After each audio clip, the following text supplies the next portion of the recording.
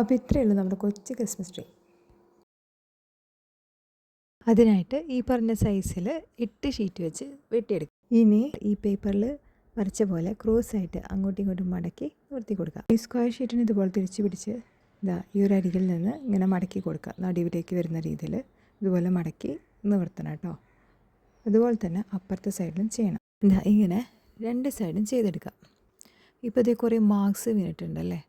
ഇനി ഈ 2 കോർണറിലും ഇതുപോലെ പിടിച്ച് നമുക്ക് ഉള്ളിലേക്ക് ഇങ്ങനെ മടക്കി കൊടുക്കാം. ഒന്നുകൂടി കാണിക്കാം. ഇതുപോലെ ഇങ്ങനെ പിടിച്ച് മടക്കി കൊടുത്താൽ മതി. ബാക്ക് സൈഡ് കണ്ടില്ലേ, അതുപോലെ പിടിച്ച് മടക്കി കൊടുക്കാം. ഇനി ഇതിന് ഒന്നുകൂടി നടുഭാഗം വെച്ച് മടക്കി കൊടുക്കാം. ഇങ്ങനെ നിവർത്തിയെടുക്കാം കേട്ടോ. ഇതുപോലത്തെ 8 എണ്ണം ഉണ്ടാക്കിയെടുക്കണം. ഇനി ഒന്നിൻ്റെ ഉള്ളിലേക്ക് ഒന്നിനെ ഇറക്കി വെച്ച് കൊടുക്കാം. എന്നിട്ട് ഈ അരികുമാകം ഉള്ളിലേക്ക് മടക്കി കൊടുക്കാം. അങ്ങനെ എല്ലാത്തിനെയും ചെയ്തെടുക്കാം കേട്ടോ. അപ്പോൾ 8 എണ്ണം തന്നെ വെച്ച് കഴിഞ്ഞപ്പോൾ ഇതുപോലെ കിട്ടിയിട്ടുണ്ട്.